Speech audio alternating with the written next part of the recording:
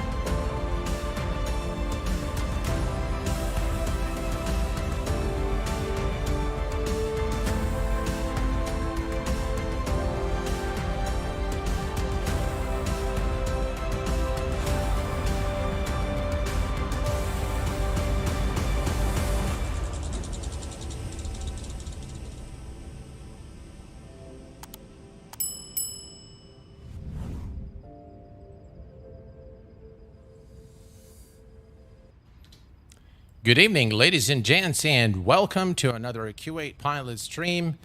I'm very excited today to stream live the X-Craft, having problems with my mic there.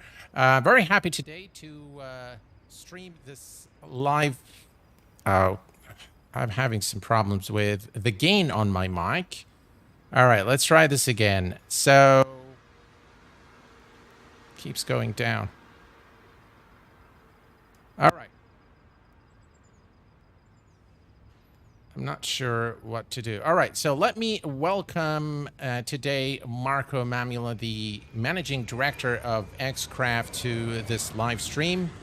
Marko, how are you doing this evening? And hello to everyone in chat. Hello to everyone, and hi Sam. It's great to be back, and I'm really excited about today's flight. Yeah, likewise. A lot has happened since the last time we streamed live here on the channel. And I suppose that a lot has been also been integrated into the aircraft. Marko, can you start just by telling us how you've been and what you have been doing, lately, and what are the new changes that have made their way into the aircraft? Yeah, absolutely. So we've been really busy. We just released our new version 1.0.3, which is a massive update, which really makes the Aegis really stable at this point. Pretty much, we took all the feedback that we received after the initial release. That actually took us a few weeks and even a few months to really have that avalanche of feedback after release of any software, really. And so it took us a lot of time to process and digest all of that feedback. And after a couple of weeks, we finally started working on fixing things. And so, yeah, this is our third update that we released. And at this point, or up until now, we really wanted to make sure that all the things that we included from the start are really working as they should and that they're really stable. And throughout today's flight, I'll be talking about some highlights. I have about 10 of them, top 10 things that I'll be talking about in a bit more detail, where I'll talk about what the challenges were, what the problems were, and what we had to do to fix those things. And this really marks the point when we will now have more time to not only fix things and address issues, but we will now have a lot more time to add new features and develop those, which is what everyone's really excited about, including us. Excellent.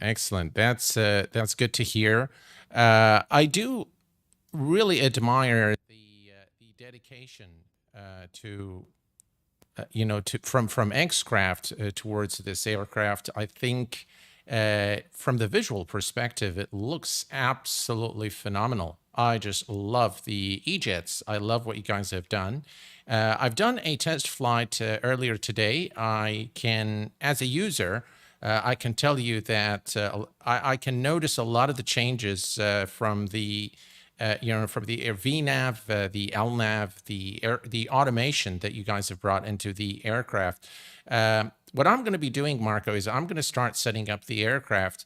But and I did pin the release notes into chat for people to take a look at. But what have been? Can you tell us a little bit about how was the release of the aircraft received by the community, and what are some of the challenges that you faced during the release? And have you really had any sort of comments that were discouraging in any way, shape, or form? I'd like to hear your thoughts on that. I'm not sure we have enough time for that, actually. I would need a couple of hours. Actually, we have our Not a newsletter in which I covered this in detail, really to give people the perspective of us developers, what it's like to work on something for 3.5 years, trying your absolute best to get as much of it done as possible.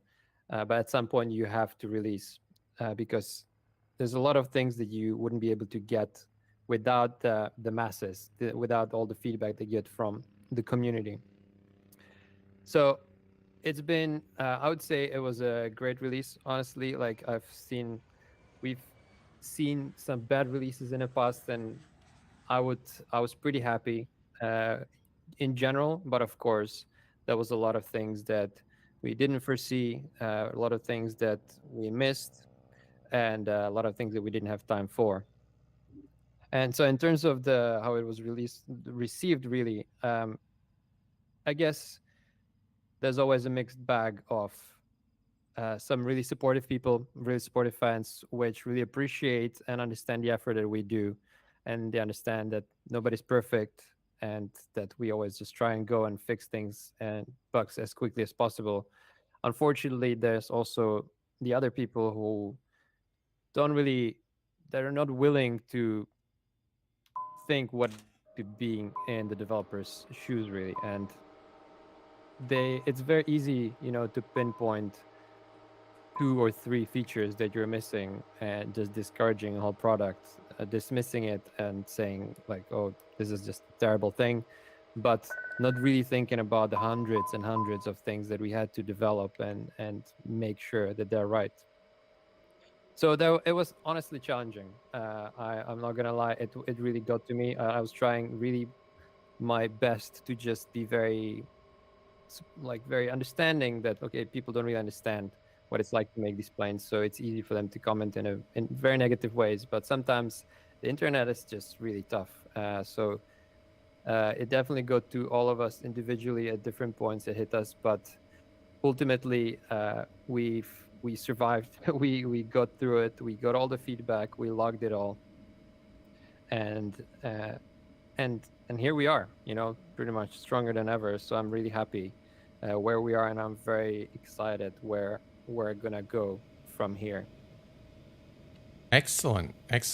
I did read, of course, the newsletters that you normally send out, and I just couldn't help but to feel very sorry for you guys at some of the comments received from, very few, I would say, a minority in the community that were just not very supportive of all the efforts. And yes, I will tell you, Marko, I've hosted Tom Kyler, the lead developer of IXCG, not too long ago here on stream, and not too many understand the difficulty and the complexity that is associated with developing add-ons for flight sim. Not to mention an aircraft like the E-Jet, the Embraer, which has a lot of automation, which can prove to be a real challenge. Yeah, exactly. Yeah, I was just talking to a pilot who was an E-Jet pilot who was telling me that, actually, I don't think he flies E-Jets anymore. He transitioned, but he said that when they start on the E-jets, they really understand how complex and automatic the aircraft is. And then when they go to 737, it's really a step back or a step down. There's a lot more things that they have to do. And so really what that means for us, we have to work extra hard to make everything work for you in the background so that your life is easy as a user or a pilot of the E-jets. So yeah, and I mean, when you really think about it, we have to recreate systems that in real life have thousands of people work on. And I think a lot of people don't think about that in general but that's reality. And they're facing the same kind of problems that we are facing, but the manpower there is so much bigger. And we are a very small team, especially compared to massive, companies and real aircraft manufacturers. So I'm really proud of what we've achieved. I'm really proud of the supportive community that we have, and which is only growing. I'm really, really happy to have so many positive, emails and comments, and also in our Naughty newsletters. It really makes my day, and it really keeps us going forward. Excellent, excellent. I'm very glad to hear that, without a doubt. And of course, you always have the support of the Q8 Pilot channel, Marko. Thank you. All right, so folks, here is our flight today. So let me just brief you real quick. We are going to be departing today Rio de Janeiro in Brazil. We're going to be departing runway 20 left through the EVCO 1 Charlie departure through the Naxop transition. We are going to Congonhas. Sorry if I mispronounced that for my friends from Brazil. The weather conditions in both the origin and destination airports appear to be favorable. We have VFR conditions there. We are going to be arriving at runway 17 right through the Octa 1 Alpha arrival and the Ebdal transition. Hopefully, we'll be able to show you the step descent and step climb, correct, Marko, during this flight? Well, I'm not sure about step climb because we had to change the departure based on the weather. So I'm not sure if we'll have a step there. We might just be climbing all the way up to the cruise altitude, but there will definitely be a step or maybe a few steps in the descent, which is also why we picked this route so that we can show how VNAV is going to handle that. All right, perfect. So I have here Navigraph charts. We're going to go to routes. And from route, we're just going to make sure we have the active database here from Navigraph, of course. And of course, guys, the Q8 Pilot channel is powered by Navigraph. And I highly recommend that you get a subscription, not just to Navigraph charts, but also what you get with it is the FMS AIRAC database updates, which is both available for P3D, X-Plane, as well as Microsoft Flight Simulator through the Navigraph Hub. All right, let's go to the RTE. As you can see, the origin airport is Sierra Bravo Romeo Juliet, and the destination is Sierra Bravo Sierra Papa.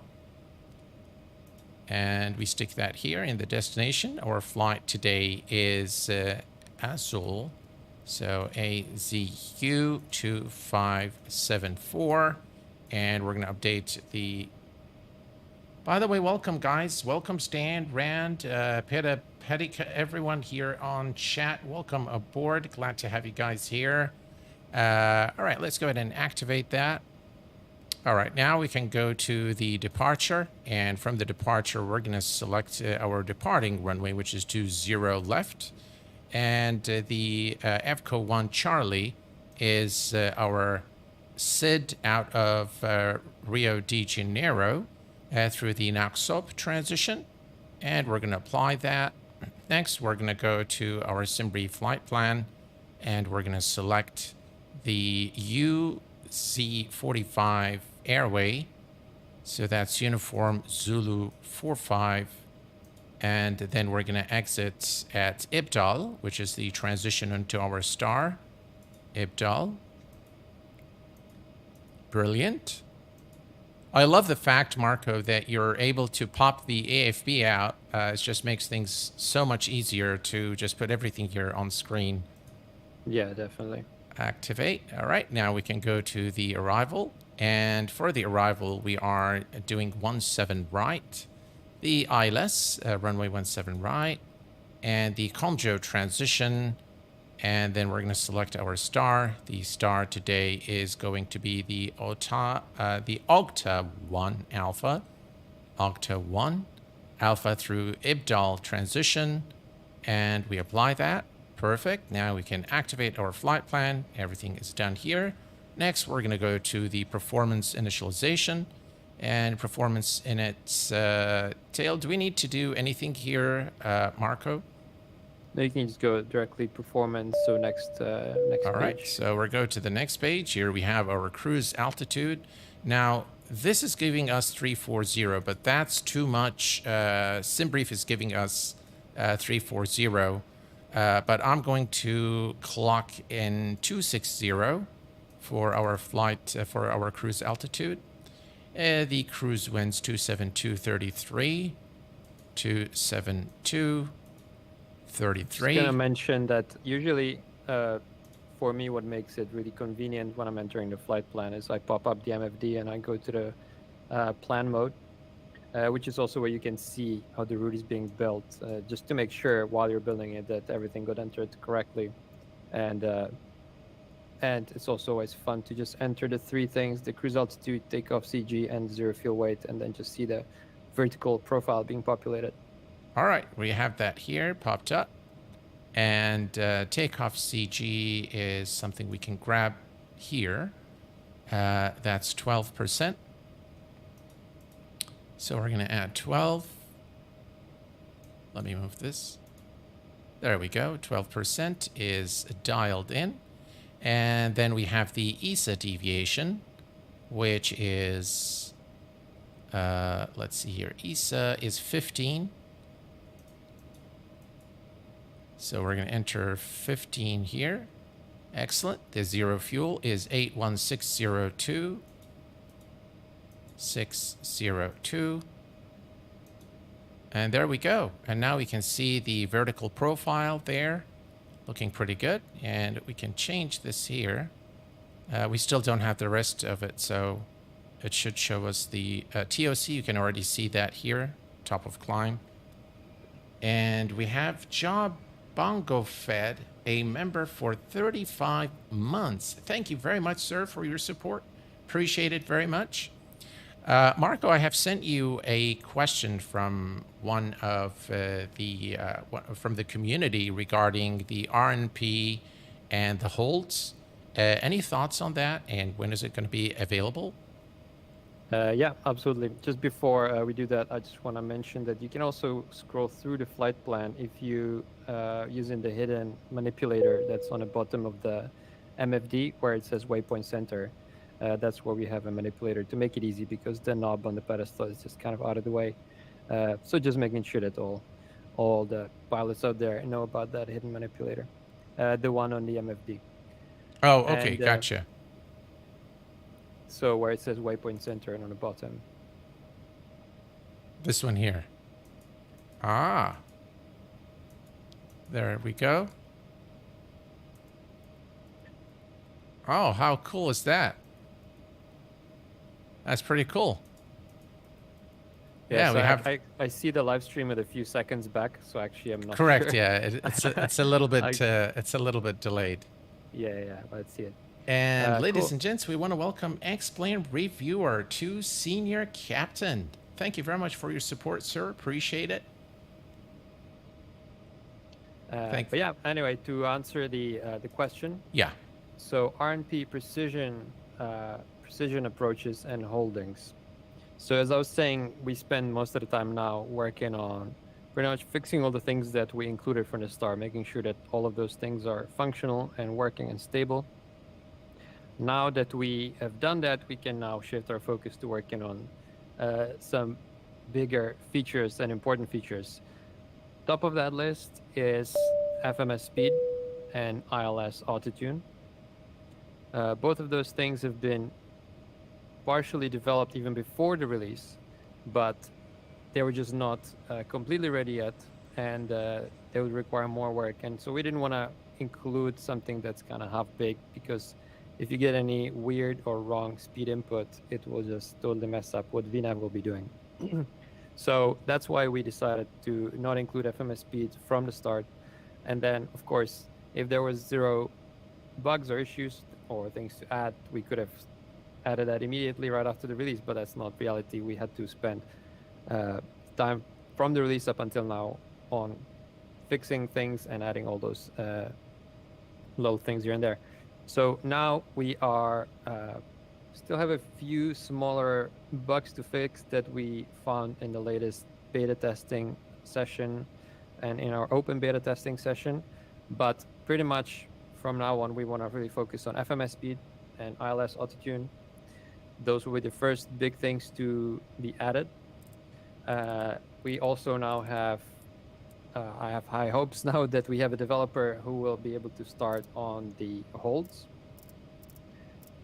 We also have another developer who is just now starting on this deeper approach for the E170, E190, which will be a very cool system allowing us to land at like London City Airport and other airports around the world. And so RMP precision approaches, there, I guess, right after this. Once we have holds done, I would say holds are more important than RMP precision approaches, because we can fly RMP and RNAV approaches right now. We just don't have the glide path mode. We have the path mode for VNav, which is not as precise.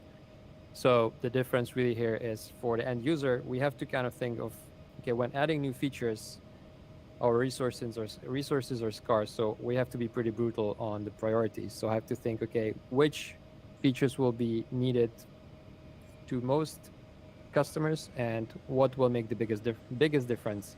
RNP, Ground to cockpit, please show me where you want to go, sir. are Ground to not going to cockpit, make toes that driving much up. of a difference compared to all the other features I just mentioned, just because we can fly RNAV approaches right now. You will just have to disconnect the autopilot higher, so the minimums will be higher, and you'll just have to land from higher altitude. But definitely something we want to add. All of those things we just want to add, definitely. So I hope that kind of makes it clear, I guess, the priorities right now.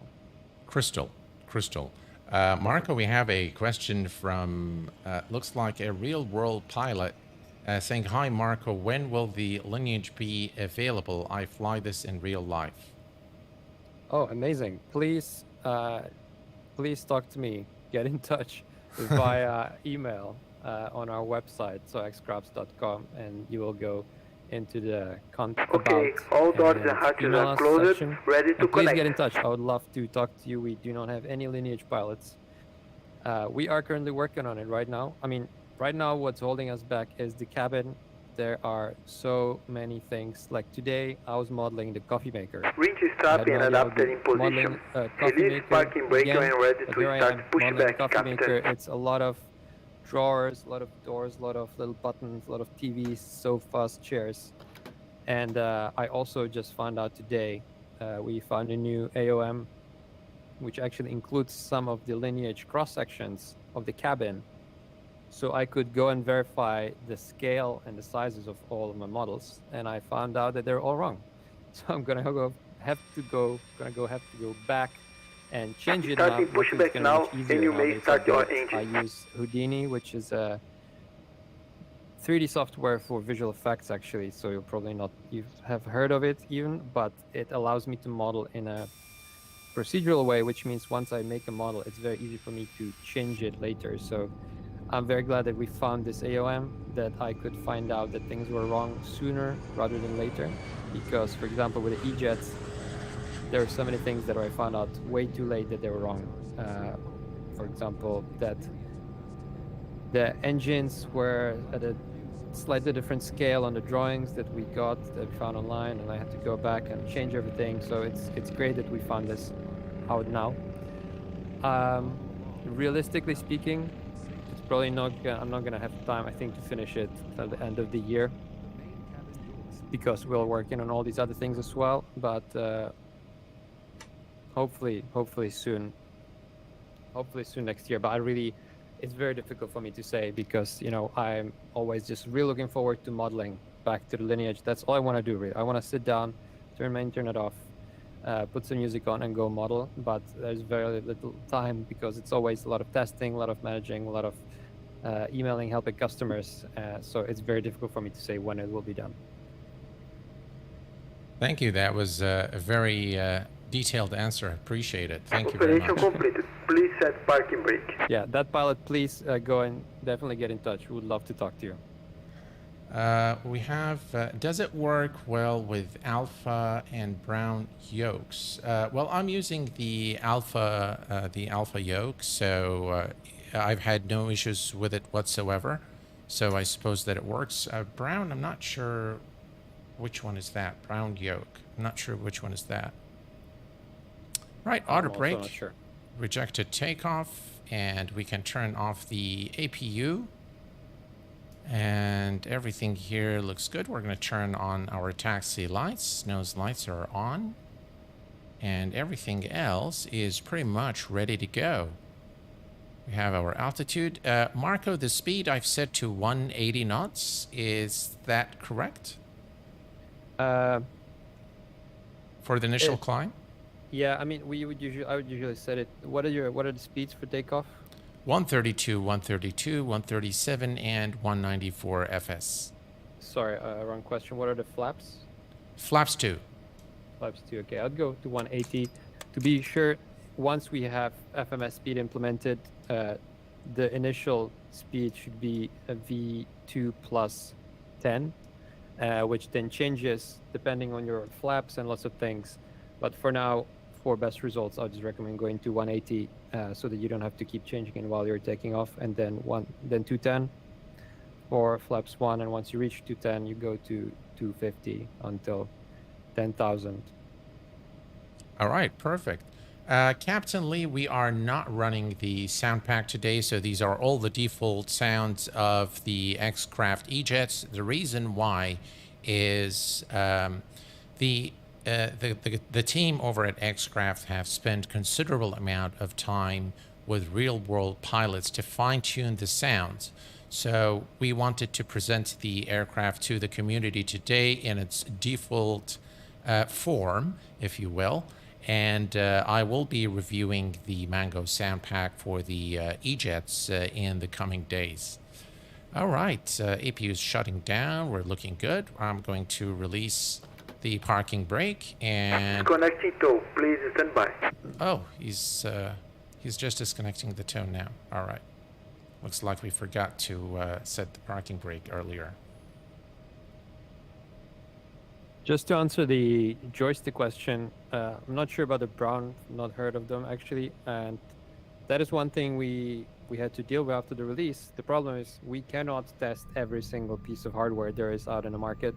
Of course, we only have a limited number of beta testers. Everyone has a different setup, but there were some hardware issues that we were just not aware before the release. And I'm happy to say that now we've So is disconnected bypass pin has been removed. Hand signal on your left, sir. See you next time and have a safe flight. I think with any hardware, or at least we've not had any reports after the latest version 1.0 or 3 was released. Thank you for that, Marko. Appreciate it. All right, we are ready to go. Let's give it a little power here and start the taxi to runway 20 left.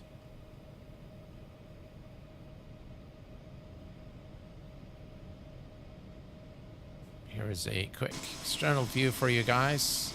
Look at how beautiful this aircraft is. The modeling is just outstanding. You gotta love this aircraft.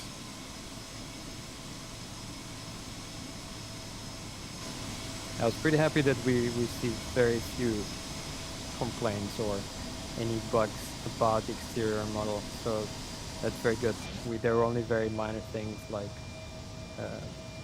you know, the flap pylon intersecting with the flap at some position of the flap on one side, so that was like easy to fix. But in general, I think the models, I really wanted to make sure that the models are spot on because I've modeled the embraers too many times at this point, and I wanted to make sure that it's right this time.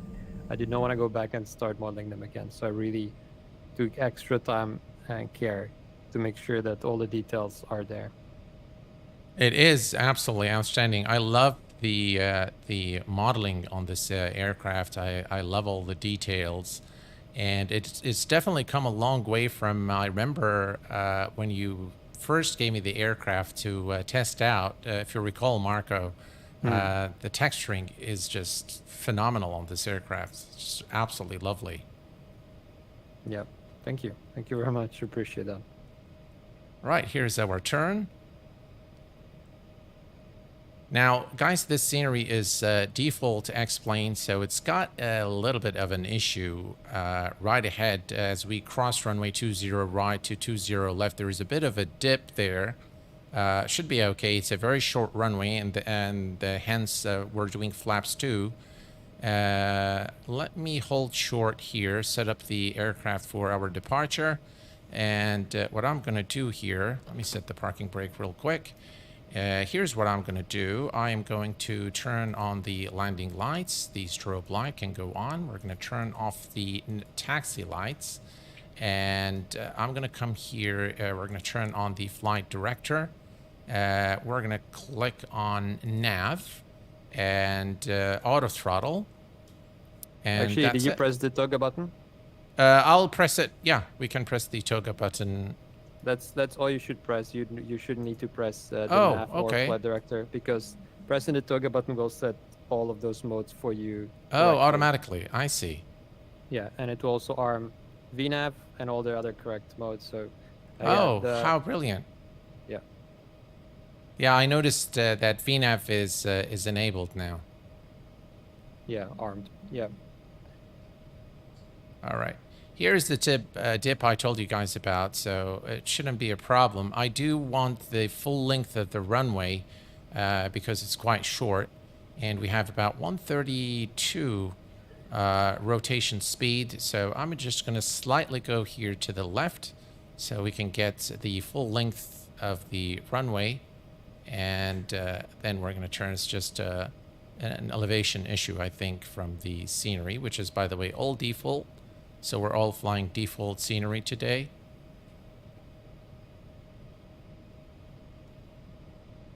Yeah, it's gonna... All right, let me just stop here, give it little power so it doesn't go down. Come on. All right, it's now... needs a little more. I don't want to engage the... Yeah, the auto throttle. Yeah, I don't want to engage the auto throttle while I'm lining up. So, but it's that causes that dip because I do want to hold the brakes. Well, we might have to catapult out of the dip. All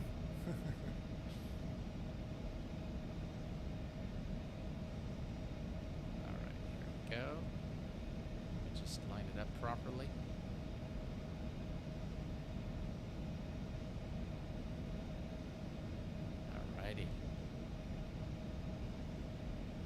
Perfect. All right. So I'm going to hold the brakes. All right. Right. Auto throttle is engaged. And parking brake released. Off we go.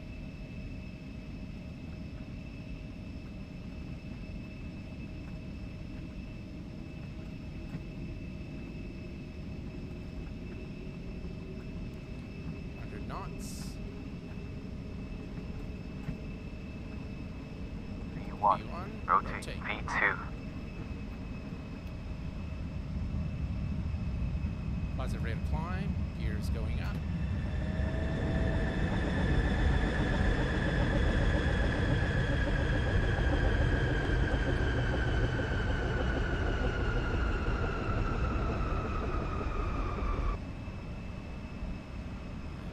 Turn. Looking good. Can we engage the autopilot now, Marko, or should we wait? You can engage it, yeah.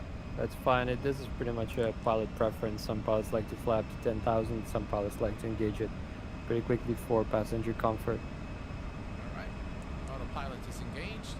And you'll notice, ladies and gentlemen, that LNAV light change is armed. And this is all automatic.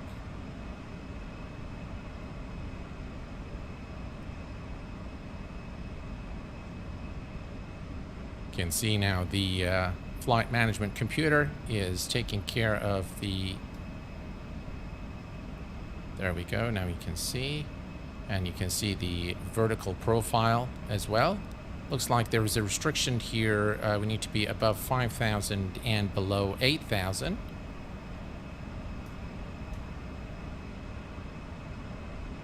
All right, flaps. So we're back to flaps 1, and I think we can retract the flaps and increase our speed to 250 knots. Yeah.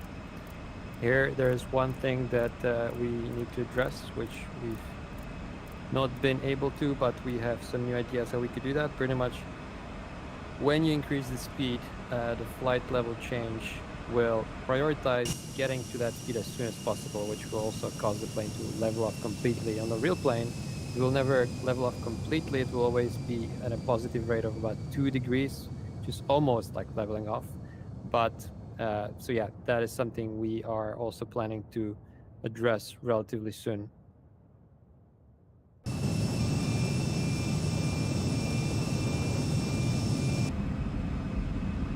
Look at that, ladies and gents. What a beautiful view here as we depart Rio de Janeiro in Brazil.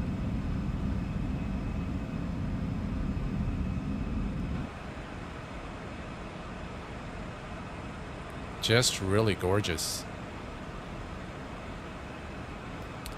Marko, let me ask you this. It might be a bit of a difficult question.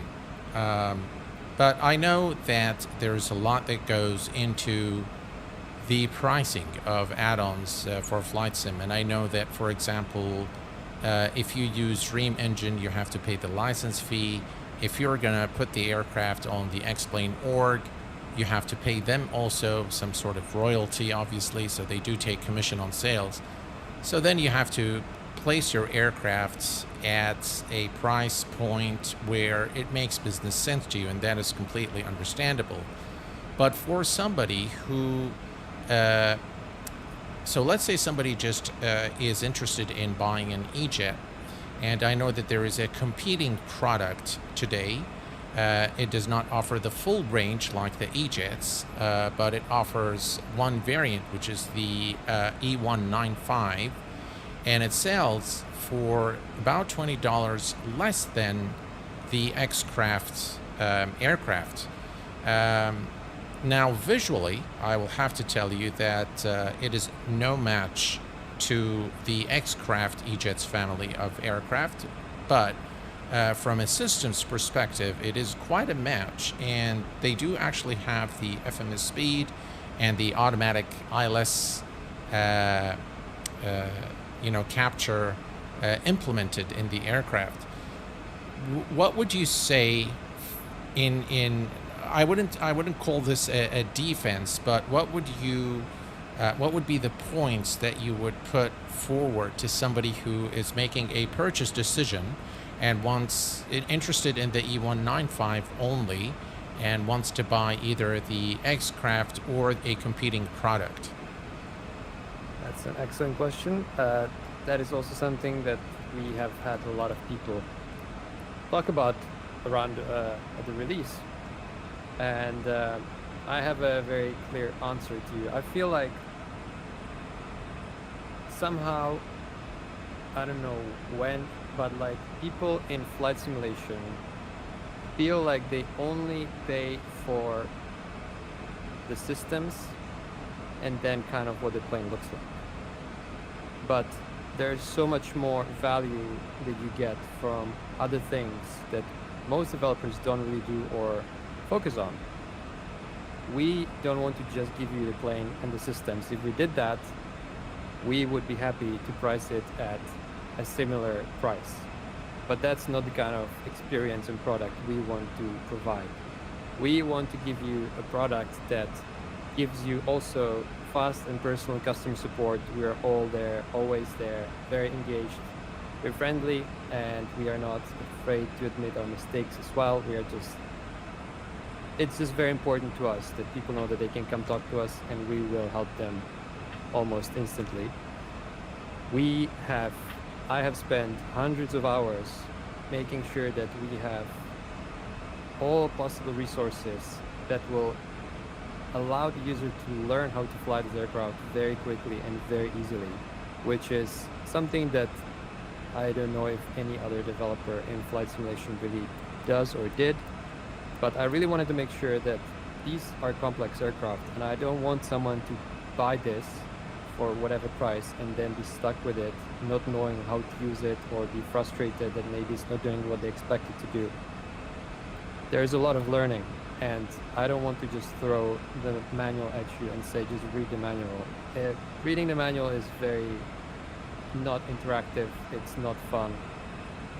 So I wanted to create something different. That's why we have a very comprehensive and detailed demo flight where I go through an entire flight from start to finish, cold and dark, to landing, and we talk about all the processes. We explain exactly what you need to click on. We give you videos. The demo flight is also on YouTube. You can watch the whole thing with extra, explanations in the video, extra notes and text.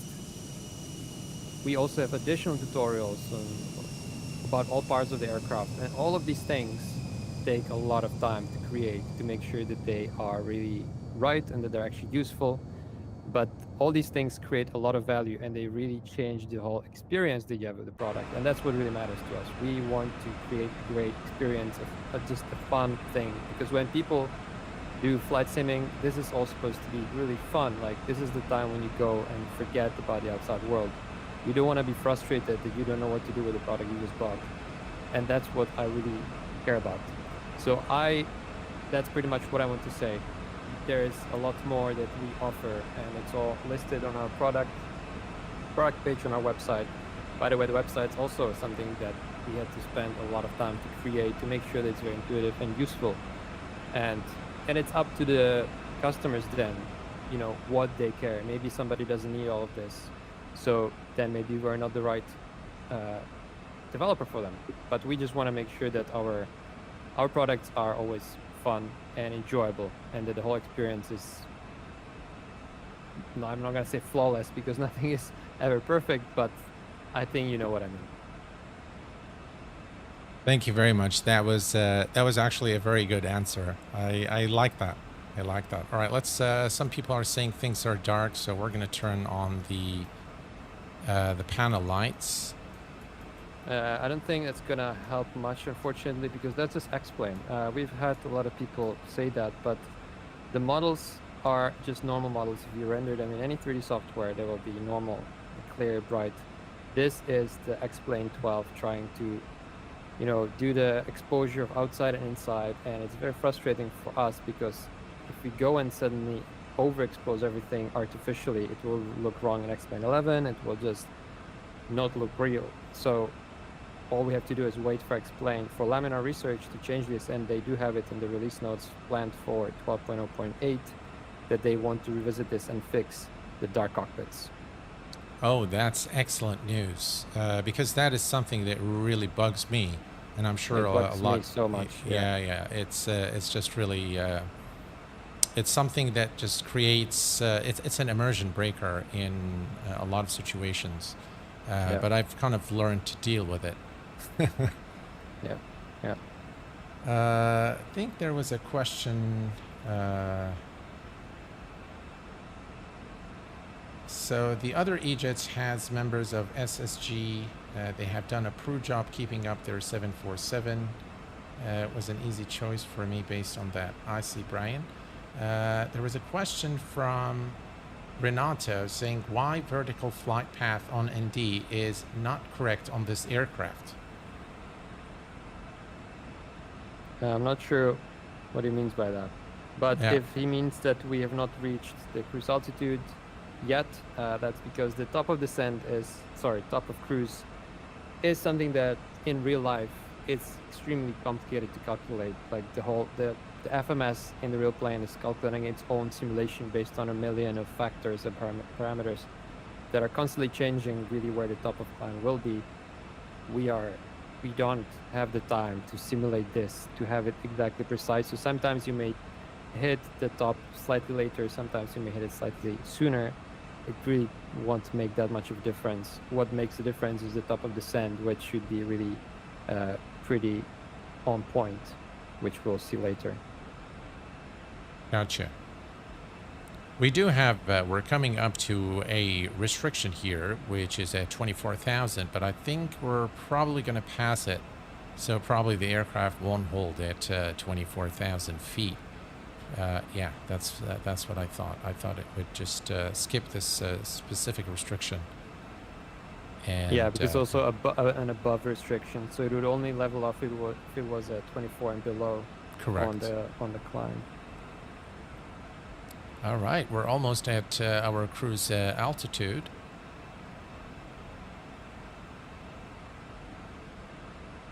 I do like the sounds of the aircraft. There is the horn to alert us that we're getting to 26,000, our cruise altitude today. And I suppose this is going to change to alt at cruise altitude, correct? Yes, correct. When you mentioned the horn, I thought you were talking about the actual horn, because the plane has a horn that you It can does. press. I was surprised here. Yeah. So what does this horn do? It alerts the ground crew, really. Okay. To let someone know to get out of the way Oh, I if they didn't hear the jet engines. And by the way, folks, you can test the oxygen. This is something we could have done in the beginning. And we can also use the flashlight. There. That's a nice touch. That's not going to happen with the dark cockpit, but... Yeah, for sure. All right. Now, this is a very short flight, folks. So what we're going to do is we're going to start setting up for the arrival.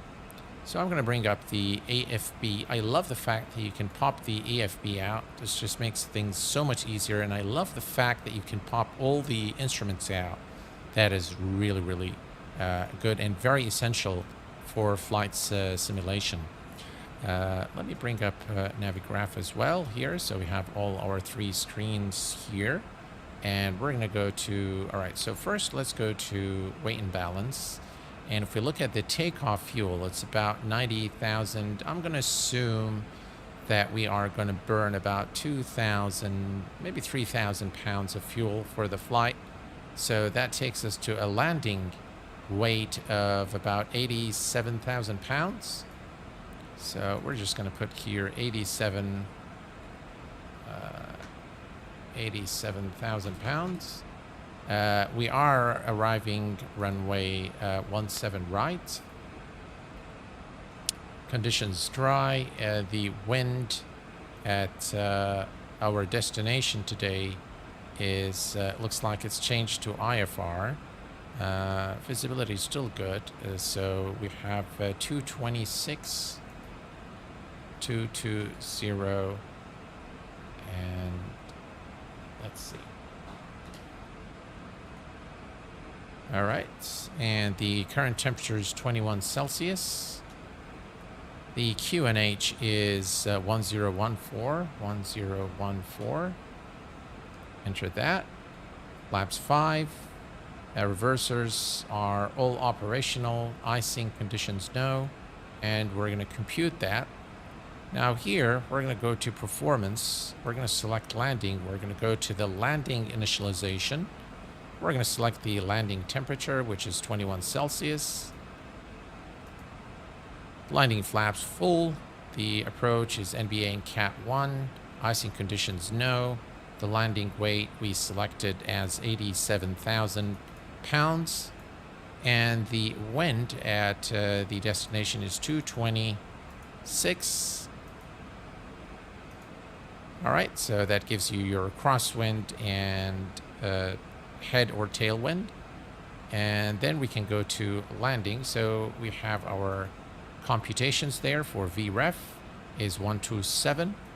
You can also send that directly to the FMS, by the way. If on the FB on top there's the send to FMS, you press that and then correct. go to the data link page, which is not what the data this one link here, would do in right? real life. Yeah.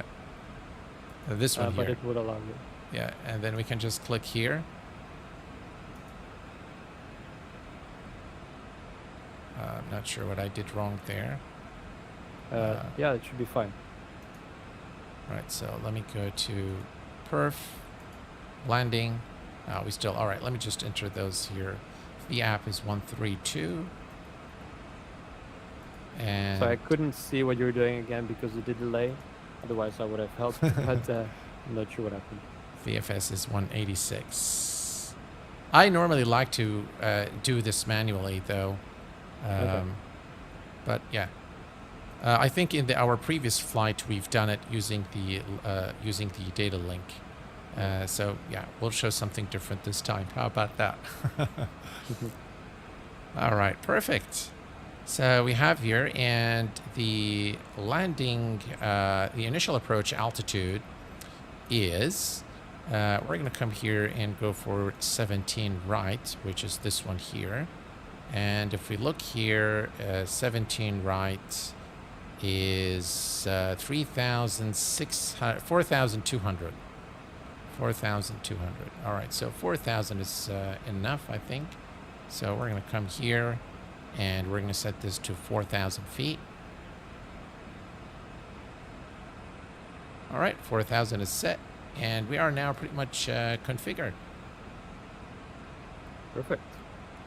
So, Marko, what was the most difficult thing to program thus far in this EJETS by Xcraft?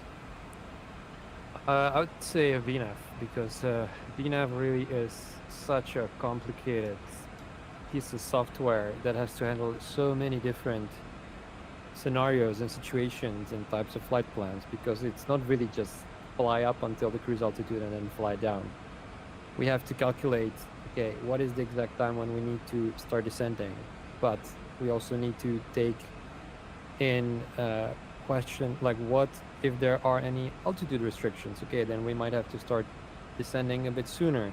Now, what if we go into the FMS and change the descent path angle from 2.5 to 3, for example? Then suddenly everything has to shift. What if the flight plan is just the departure airport and the destination airport, and there are no waypoints? Again, we have to work with this. What if somebody enters a super high altitude that is actually would never allow us to reach top of climb before top of descent? It will be like a triangle. You just fly up and fly down, and we have to, there's a million different scenarios that we have to account for and make sure that it doesn't break in the meantime. And that's why it's really, really challenging and difficult to do this, even straight from the beginning. But like in general, there are so many things that we need to think about that a normal human would never think of, that they're possible. And so only pretty much through the feedback from the community we realized that, oh, there's this situation and this and that, and we also need to work about this. So yeah, that's definitely been the most challenging thing. One of the I guess the most important almost part of VNAV is the descent, the path, and how the path mode works. Because sometimes, yeah, there are altitude restrictions. Sometimes when you have two waypoints that are only the altitude difference between them is very gradual, the real plane will not just descend at a very shallow angle, like 1 degree. Instead, it will just try to stay as high as possible for as long as possible in order to save fuel, because it wants to, the higher you are, the less the fuel consumption is. And so that's why we now have to also monitor the altitude difference between the consecutive, or each consecutive two waypoints, and make sure, like, okay, is the altitude difference big enough, or do we suddenly need to level off and add a new top of descent and then only start descending again once we intersect the the descent path at that right angle. So, there's a million different things. So that is something that we are pretty confident about right now. There's, of course, still some scenarios that are not exactly handled right. Sometimes it can break, like it's just normal. This is a monster, but it is handling most situations that we've had reported really, really well. And even on this flight, actually, we'll see after we start descending, there's going to be a waypoint after which the plane will level off, only to start descending again later, just to save that fuel. So yeah, that's for sure what the most challenging thing was. Another question that came was regarding the weather radar. So I've enabled it. It does look a little bit off. Looks like there's some squares there, but it does. Is this accurate? Is this reading from X-Plane? This is the X-Plane weather radar data. Okay. So so yeah, I can't really say more about that. Are there any plans to implement a custom weather system, or are you pretty much going to depend on what Laminars have there as default? Right now, we don't have plans to implement our own weather radar. We want to focus on all the other features that I mentioned before, which I think are a lot more important. I feel like the terrain radar might include weather now or soon. I'm not sure, so we might look into that. Because Dennis did a really good job with the terrain radar, and if we can also have better weather, that would for sure be great. But yeah, we don't have our own weather plans right now. I see. And obviously the same thing goes for the terrain, correct? Terrain radar. I mean, terrain radar is just the terrain radar plugin. That's a third-party plugin. Oh, okay. But that should be exactly as it is on the real EJS right now. Gotcha. All right. Good stuff. So maybe I can go talk about a few more things that I'd like to highlight that Please go ahead. Did since the release really. So we've also fixed all known crashes. There's always situations when the user does something or X-Plane does something that the plugin cannot digest, and it just freaks out and crashes. So the key there is we have to know how to replicate it. Once we know how to replicate it, we can then fix it. So right now we don't have any known crashes, and it would be very ironic if the sim suddenly crashed, but I hope not. We've also changed the wing flex, which is now the wings are bent more, and especially around on takeoff and on landing, the wings just didn't bend exactly correct. I also identified a bug in X-Plane that in replay mode, the lift forces are kind of stationary. They don't update on every frame as they should, so the wings depend on the lift forces for the wing flex. So in replay, the wing flex can look incorrect, pretty much, but that's on our laminar to fix. Unfortunately, I can't do anything about that.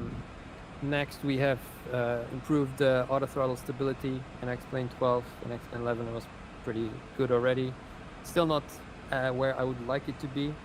Sometimes it still hunts slightly too much, but that's always a continuous process, because it's really not that easy to just find the right set of numbers. It's not very intuitive to set it up. But it's definitely much better. We've fixed pretty much all the hardware throttles and auto throttle issues, which there were with, I think, the Airbus PCA. Is it the hardware? I forgot now what the name is. But yeah, we've had some issues with that, which are now fixed. So we don't have any known hardware issues.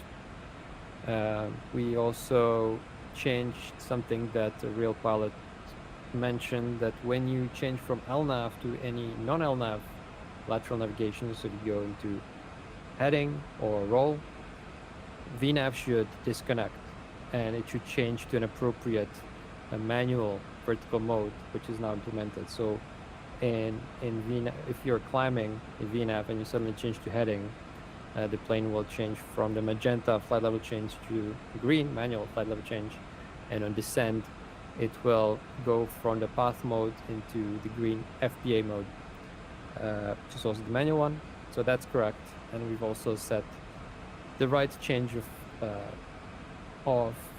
the autopilot modes for other situations as well. The FMS, it's been quite reliable from the start. We've just identified some small issues, but lots of minor things were improved and changed there. We've also, and these are really just the highlights, honestly. There are hundreds of changes, so I encourage everyone to go and see the release notes on our website, which you can find on the eJets page, or they're also pinned in the chat here.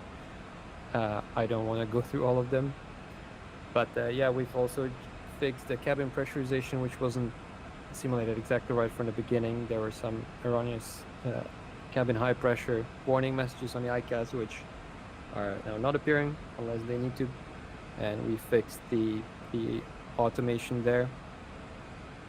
We have also changed lots and lots of sounds and improved sounds. We added contact sounds for each gear, and we can hear it in the cabin depending on where you are, and loads of other sounds as well that you can also see in the release notes.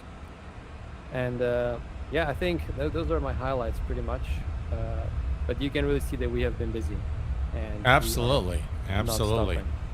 Let me ask you this, Marko. So we are currently inside a cloud, and does this aircraft, I know it is highly automated, but does it also take care of the anti-icing automatically, or do we have to turn on the anti-icing modes on? It is on automatic right now. So it is on automatic, yeah. It should be automatic pretty much. Okay. Wow. So you can see, even though we started descending before, or did we? Or is this the first stop of descent? This is the first stop of descent. This is the first stop. Okay, cool. Right. There are a few restrictions along the way, and the weather is... I'm tempted to change the weather for our arrival. But I'm sure everyone in chat is going to want me to fly through this really terrible weather. So that's going to be interesting. Also, there are some high power lines right in front of the airport because of the default scenery. So yeah, it's gonna be very difficult. Yeah, it's gonna be like an obstacle course for you, pretty much. So yeah, there we go. We've got the we've got the path. Yeah, we've got the path there. I can see that. And yeah, the weather is going to be really bad. Hey there, Pip. How are you doing, my friend? We need a flashlight plug-in till XP fixes the dark cockpit thing. Yeah. Yeah, we can see the glide path diamond now moving down. And I suppose that as soon as we hit the TOD, it's going to begin the descent. Up, we have path now armed. And the aircraft has beautifully begun the automatic descent. Nice and gentle. Very nice.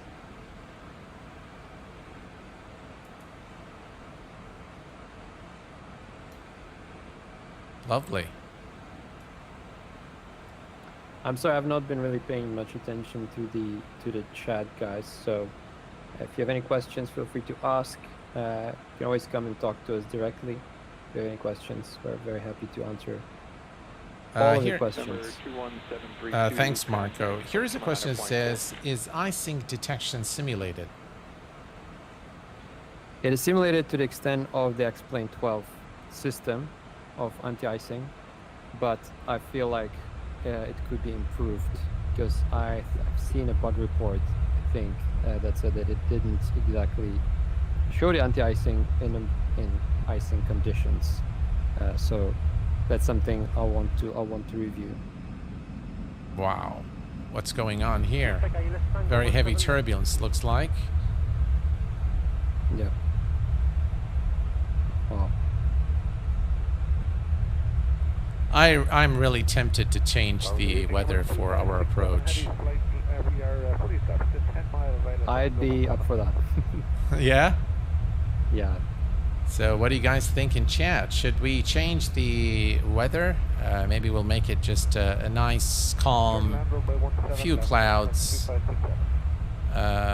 Because it really does look really, really bad. Wow, look at those beautiful clouds there ahead of us. Butter this landing. Do it, Sam. All right. No, keep bad weather. Just in time. Bad weather, please. Yeah, I know. I know what this community likes to see. So, yeah, they like drama. Yeah. By the way, I see a question there if the backlighting can be increased. For the text to be increased, it is, again, explain 12. I already increased the backlighting to an artificially too high values, but they just make things look very different during the day and night, and I have no more control. They just told us developers to set it to the accurate values, and it's on them to then fine-tune it and explain. So even though I have increased the backlighting, it almost looks like it's not on, it's full on. But again, that's just explain 12, and I'm very sorry. Because if I did that, if I increased it even more, and then you were flying at night, you would only see huge white lines everywhere. It would be completely overexposed, which also somebody would not like. So, you know, it's difficult there is no middle ground that I could go to fix that. So it says keep the weather, turn off FS realistic. Yeah, that's something we can do for sure. Somebody else asked if the rain effects are simulated. Yeah, that they're simulated, as once I explained. I mean, the normal explain 12 rain effects, which are pretty good. Auto brake medium for this landing. Thank you, Adam. Quickly, Marko, on the descent. So we are currently descending at 260 knots. And at one point, should we change the speed? And do we take it down to 180 initially? No, actually, you can really descend at like 280 up until 10,000. Oh, okay. And because we also forgot to change the speed when we got to the cruise altitude. We did, yeah, we did forget that. But it's okay. We'll have a few more minutes of the stream extra because of that. So yeah, once we get to 10,000, we'll then be able to change to 250, and then then I can tell you pretty much, depending on the altitude or the distance from the airport, I'll be telling you the speeds to change. We have an infographic on our demo flight that you can have a look at that clearly shows you when you should change the speed to what. When you should change the speeds, pretty much. Yeah. I see. Okay. I think I've seen it somewhere. I can't recall where. If you do xcrafts.com/speed, it's gonna get you right there. Gotcha. For anyone looking for it. What is the transition altitude? Let's take a quick look here at our arrival. I think transition is by ATC. Yeah, it is by ATC. So we are going to change it at 18,000. All right, let me grab the weather. So if we look at our destination, folks, and we look at the weather, we have variable winds, variable direction, 3-knot wind, and yeah, the weather is pretty bad. 21 Celsius. That's pretty terrible weather. Light thunderstorms and rain. Wow. So yeah, people don't want me to change the weather, Marko, so we're just gonna have to deal with it. Yeah. All right, so that's the weather there, and if we look 1014. All right, so let me go ahead and do that. 1014 is set. We're down to 17,000 for 4,000.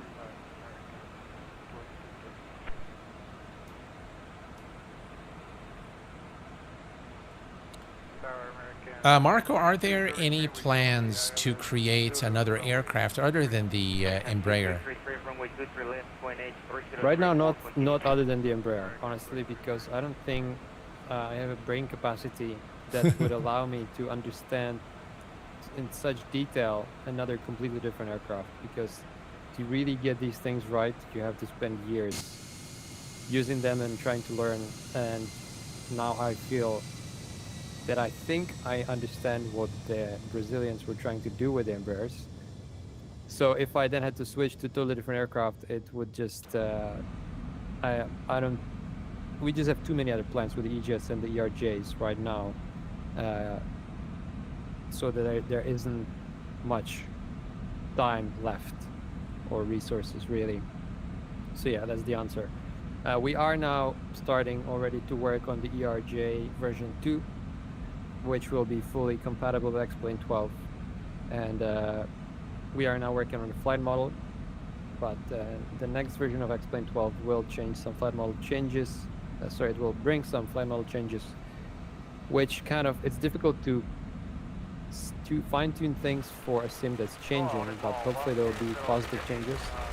And but yeah, we're working on that. We'll have a new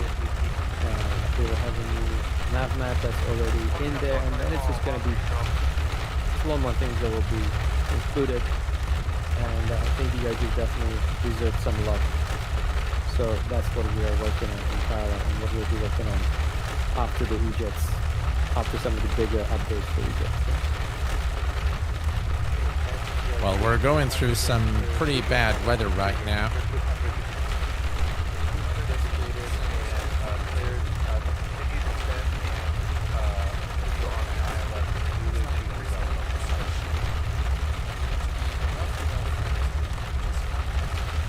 Below 12,000.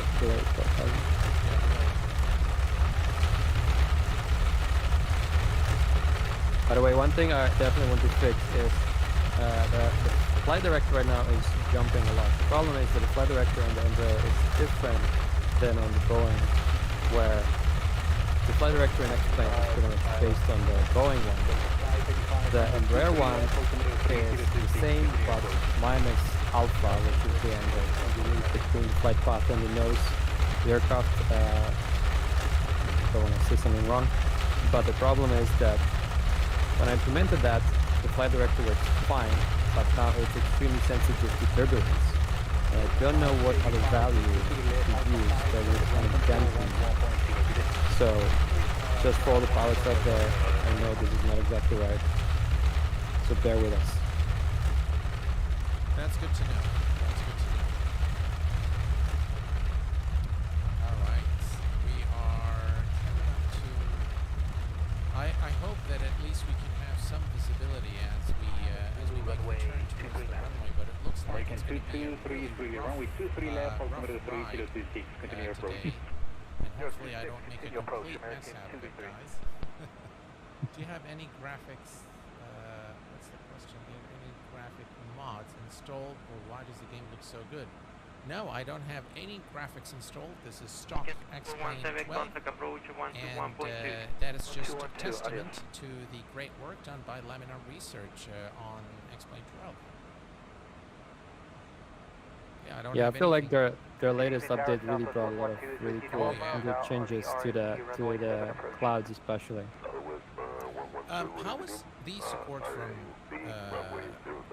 How is the support from Laminar for you guys, or did you not have to speak to them or seek their help on anything? I mean, it's they're very responsive. They're also very busy, so sometimes they don't really have time. But we are all part of a Slack channel that they have for the developers, so that we can communicate with them very easily and daily, pretty much, and ask about any issues or point out any bugs. And so yeah, I would say that they are pretty good at being connected to and communicating with the community. Of course, they have their own priorities, so they cannot always address things that we would like to be addressed soon. They have their own schedule and everything, but yeah, I do appreciate their help a lot. That's excellent to hear. All right, I have changed the speed, Marko, to 240 knots as we descend below 10,000 feet. We have the ILS frequency set. God, this weather... You can press the preview button that will bring up the ILS on the PFD.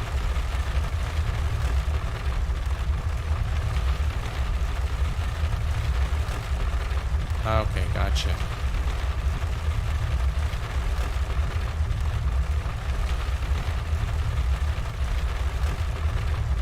Wow. I tell you, I'm quite worried about this approach.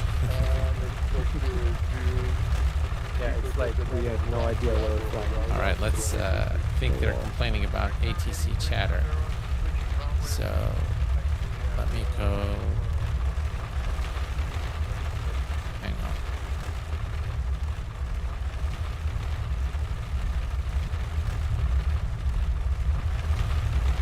All right, we've turned it off so you guys can hear us better. And this is, I think, Marko, what you were talking about is the restriction here. We need to be at exactly 9,000. And this is completely respected by VNAV right now, as we can see. Yep. Yep. Yeah, I was actually talking about another situation where, due to some altitude restrictions that are not exactly the same, sometimes the plane has to level off as well. But I think I might have missed it, or maybe the descent didn't really require it at this point. But if at any point that happens to you or to our users, that is the correct behavior. So just so you know. All right, we can see the path here armed again, and another restriction, 5,500.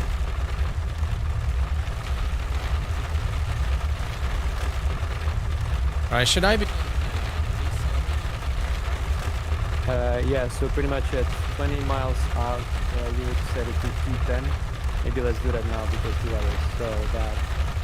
So we'll give it some more time to decelerate.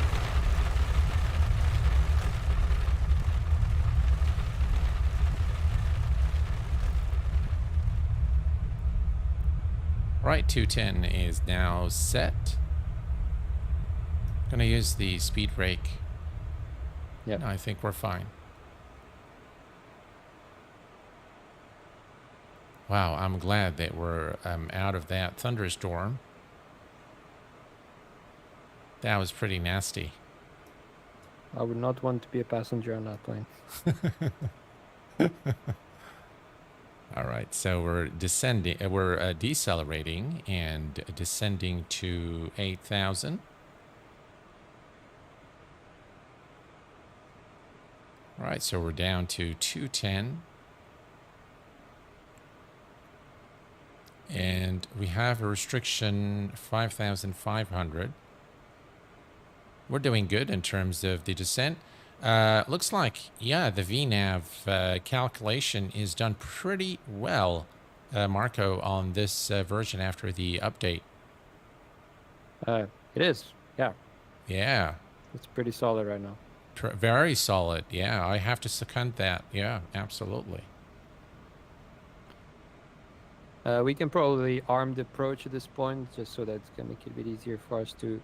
All right, so that's VL? To it. Yeah, VL, so VOR or lock.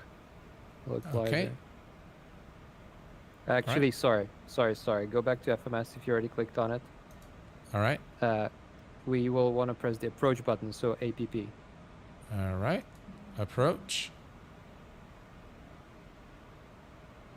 Okay, and now I actually can't see because of the delay where we are, but okay, LNAV and VNAV, you can press VNAV again if you haven't yet.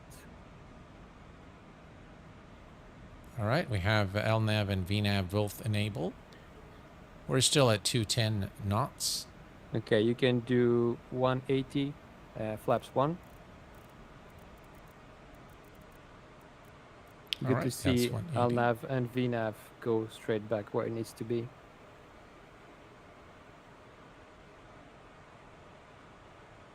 All right, and speed check, flaps 1.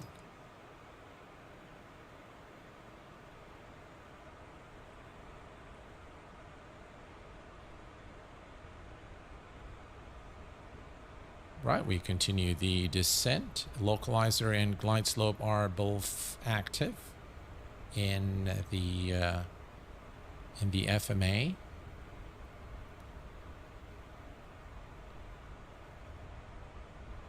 So yeah, again, once we have the ILS auto-tune implemented, the ILS will automatically choose the right frequency for you based on the approach that you select in the FMS, and then it will also automatically switch from FMS as the source for the autopilot to the localizer.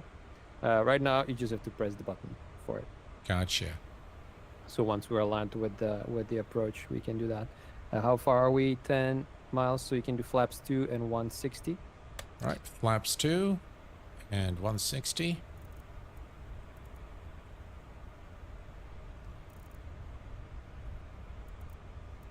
All right, 160 set, flaps 2 set. Okay, once we'll be at 8 miles, we'll want to do gear down, flaps 3, speed to 150.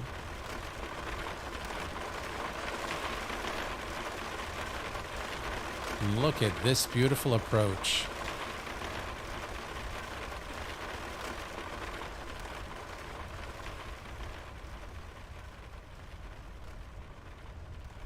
Yeah, at this point we'll probably want to press VL as well, so that we'll switch to the All right, VL. localizer. And we're going to go ahead and reduce our speed to 150. We're going to select gear down. Flaps 3. Flaps 3 set.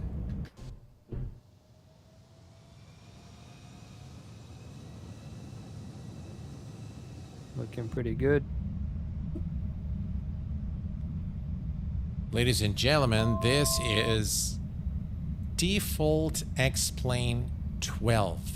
Looks gorgeous. Right, VAP is 132. Should we go to VAP speed now? Yes, you can do flaps 5. Right, And 132 and flaps 5.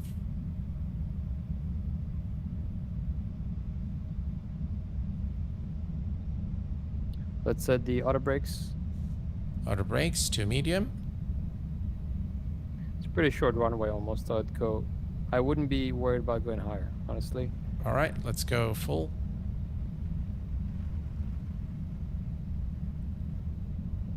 Now, if we want to disconnect the auto throttle, do we just press on the auto throttle button here? Yeah, or if you have the correct custom command signed to your joystick. Okay. The X-Plane, but it might be easier to just press actually the auto throttle, you don't have to disable it. You can just let it go all the way down. Okay. And when you see retard, just pull your throttles back. All right, so 1,000, let's go ahead and disconnect the autopilot. We have 120, what was it, 127. All right, flaps full. And let's disengage the autopilot. My aircraft.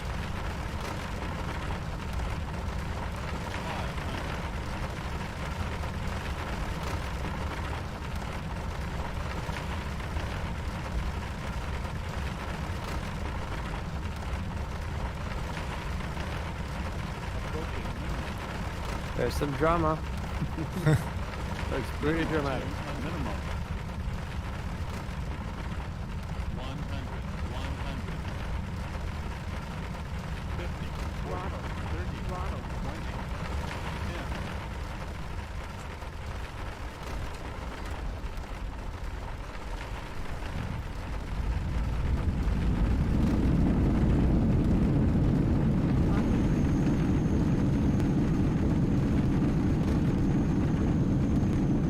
There you go, butter. Ladies and gentlemen, welcome to our destination. And I hope that you guys enjoyed this. I'm glad we didn't change the weather, actually. Yeah, yeah, it was pretty fun. All right, so let's get the aircraft out of the runway there.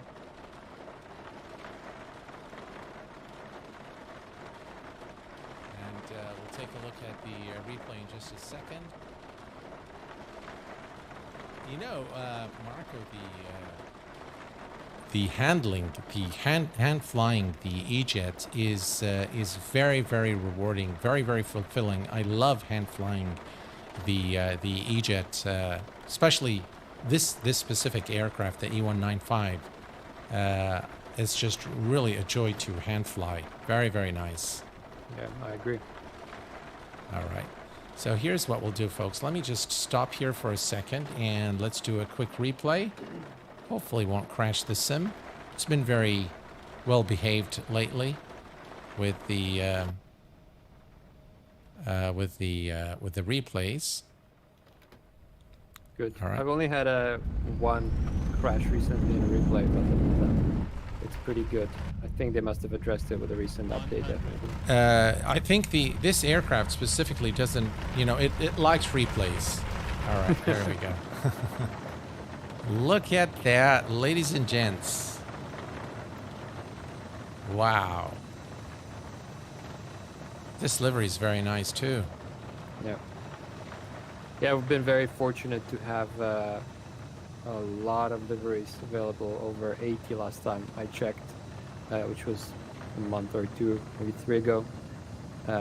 Again, that's something that comes out of the extra value. Like, I worked hard to make very user-friendly paint kits to make it easy for the community to go and paint new liveries, because I know liveries are very, you know, a big part of the immersion. So, yeah, very, very, very cool liveries that we saw recently. Right, we're going to do a few more replays now that we... Wow. Gotta love it.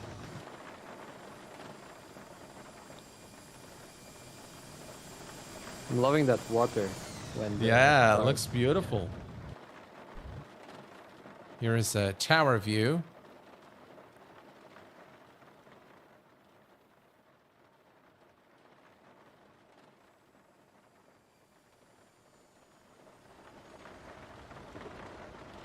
How about that? Absolutely lovely. You know what? I'm going to do it one more time, Marco. Go ahead. Wow, it looks just so beautiful. Someone's saying, can we look at the cockpit at night real quick? We can definitely Absolutely, yeah, of course we can do that. Look at that crosswind.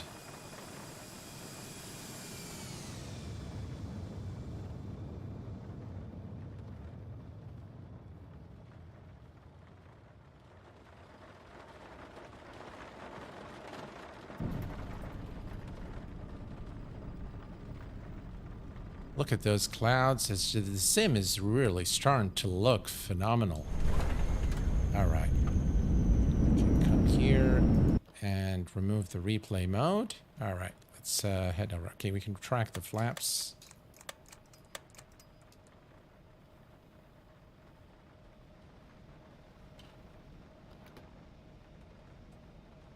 Brilliant.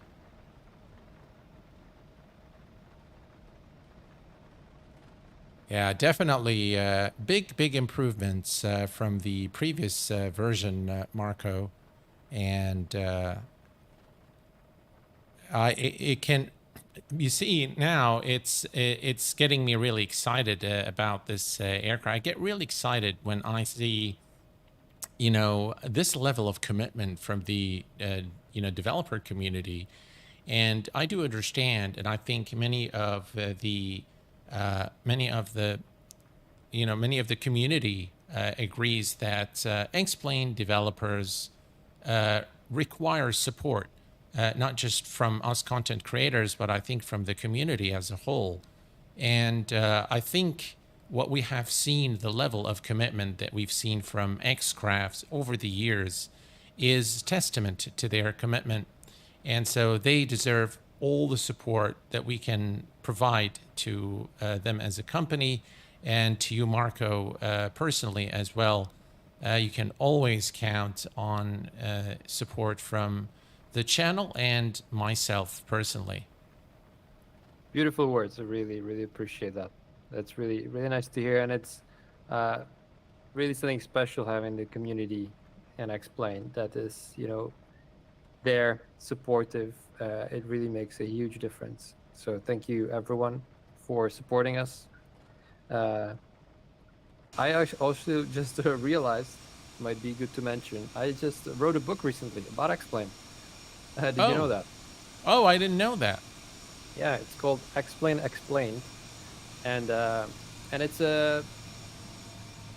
really a book about that consolidates all the information that you might need as a beginner, but also as an expert. Just all the tips and tricks, but also just like how to set up the sim. Pretty much, let me start over. The problem that I was trying to fix was that when you start with Explain, there's so much information, so many things that you need to know and learn, and all of it is scattered all around the internet. And I just wanted to make sure that there is one place where you can go and get all of it. So we have it's a free ebook. You can get it on our website, and it will go get you through what Explain is, what the forums are, you know, where to get free aircraft, where you get payware aircraft, how to install aircraft, how to install sceneries, plugins, what all those things are.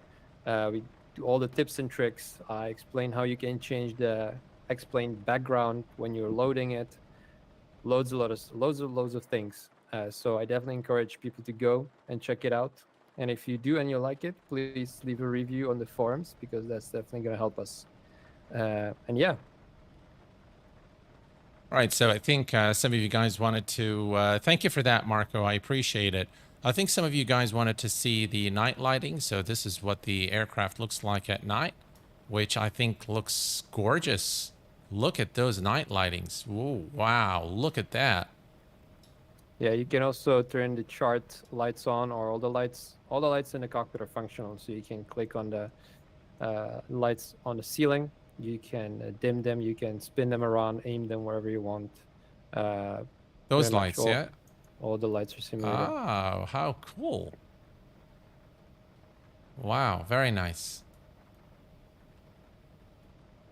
Yeah, so those are the night lightings for you guys. Again, very nice implementation of the night lighting overall. Let me turn off the taxi lights. There we go. Yeah, that looks better here. Yeah. Just lovely. Look at that. Look at this. This just really fine detail right there. Excellent. All right, we can shut down the aircraft. Now, normally do we connect the ground power or start the APU? I don't know what normally would be. I guess it depends on any airline Right, and we're going to put airport. the GPU. We are going to... All right, GPU is available. And we can now turn off the engines. Stop and stop.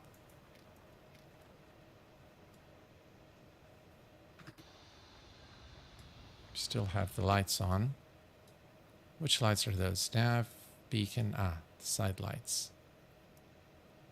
Right, you can turn off the passenger signs. Now, I can't recall, Marko, can we actually open the doors? I think we can, can't we? Absolutely. You can open all the doors on the plane. You can open the jump seat. And I like when people always come and they're angry that we implemented a jump seat, but we did not implement, holds. But like, that's like, I can implement the jump seats in 3 hours. Holds is going to take a couple of months. So it's, depending on our availability, and we'll need to learn how to do that. So it's really no way to compare things like this. I just want our planes to be fun. You'll also find QR codes hidden all around the plane that will link to certain videos or links and jokes and stuff like that. We've got carrots hidden all around, of course, because I hide carrots everywhere. And yeah, did you know that there is a big red button on the ERJs that if you press it, it's going to... I'm loving that lighting right now. If you press the red button on the ERJs, it will turn the whole plane into a big carrot. Oh, really? No, I didn't know that. Yeah, so I encourage people to go and find that button. And it was really funny when the ERJs were released initially. There was a guy doing a live stream, and as he was flying, he was exploring the plane, and he found a button, and it clearly says, "Do not press this button." And he pressed it, and it changed the plane to a carrot, but there was no way to turn it back. And, Oh. and so he was really angry with me because he had to land a carrot on his live stream, which I thought was just hilarious. But I said, do not do it. But now you can actually turn it off as well. But yeah. Wow, look at this, Marko. This looks absolutely beautiful. Yeah, it does. Really, really cool. Wow.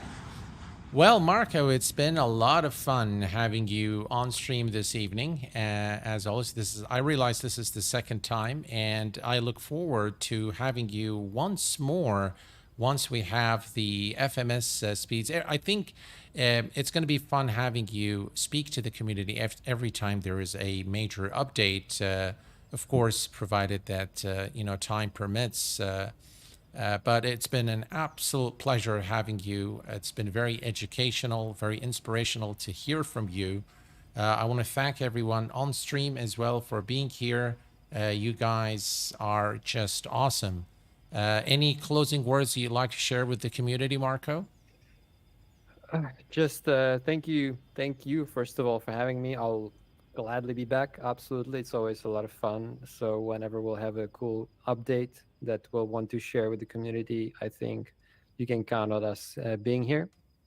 And yeah, guys, please, thank you for supporting us. Go check out our website. We have lots of good stuff there, lots of free stuff as well, lots of how-to guides. It's also something I wanted to do more because I feel I would really like us to provide more resources in general. So I've been creating some more detailed but easy to understand and comprehensive guides on how to install add-ons, how to download, how to use this Gunkraft's updater, for example, how to install nav data, all the things that people might not know, especially when starting with X-Plane.